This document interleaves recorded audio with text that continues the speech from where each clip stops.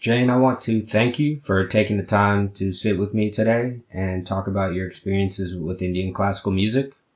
As you know, my theme for this project is Indian classical music in the Bay Area, and you have a very unique experience with this subject because you studied percussion and vocal music as a young adult.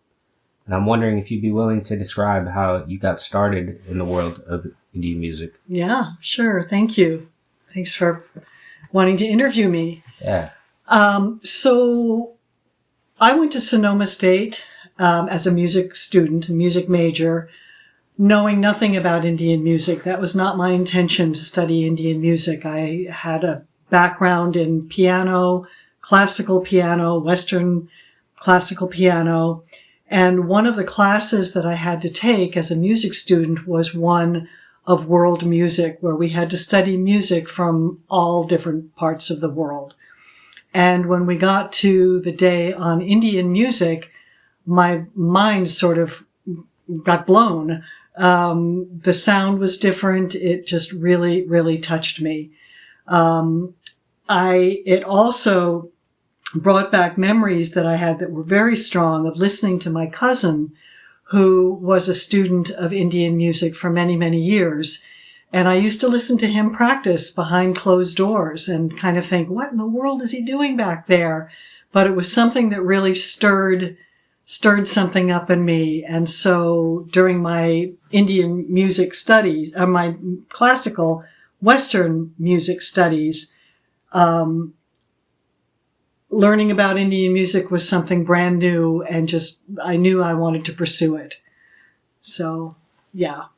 So, where was the first place that you actually got lessons from? Yeah, good question. So, the professor who taught that class was himself a professional Indian singer. And so I started taking singing lessons from him.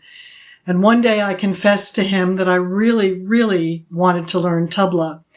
He told me about the Ali Akbar College of Music in San Rafael, and that's where I went down to start taking lessons.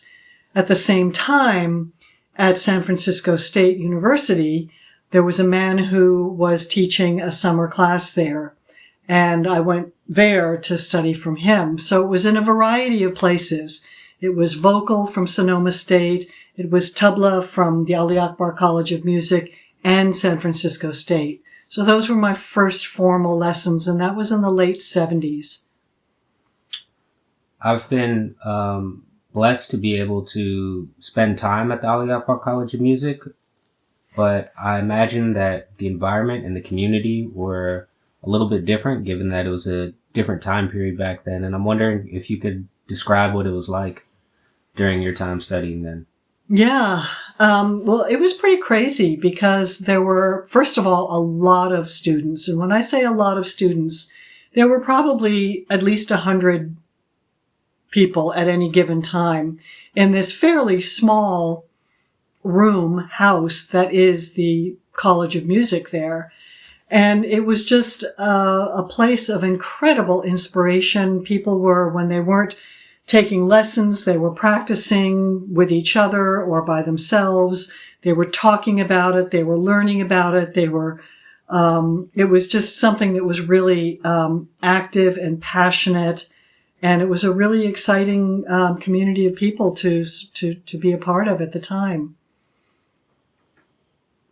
How can you describe how Indian music might have shaped the rest of your life, mm-hmm. or if there's anything that you really took away from it and applied to other aspects of your life? Yeah.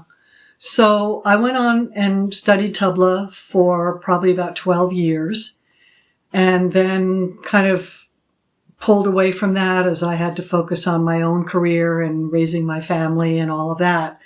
But learning Indian music definitely helped me to be a better musician in general. I still sing Western music, and I'm involved in a lot of choruses and choirs. And I went into teaching myself, and it helped me to be a better teacher. Learning Indian music is very different than learning Western music because it's not written down, or it wasn't at the time. So it was all rote. You would learn by the teacher teaching you phrases of music. So it just has helped me to be a better teacher because I know there are very different ways of teaching and ways of learning. And that really stuck with me.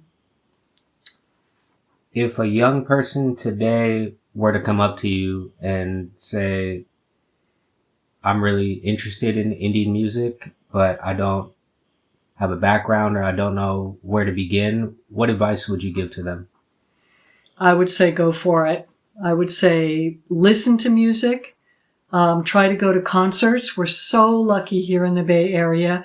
There's live music of all kinds here, but Indian music definitely. So listen to it, expose yourself to it, and find a teacher and go for it.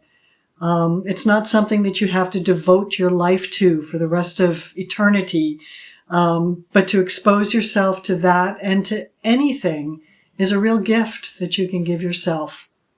So, yeah, go for it.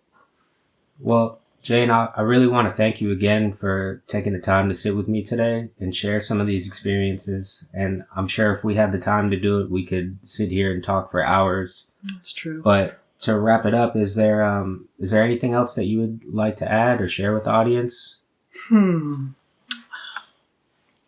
kind of at a loss right now because, as you said, it's so vast. I would probably just start talking about it. So I think maybe we could leave it at that. All right. Yeah, that's okay. fine.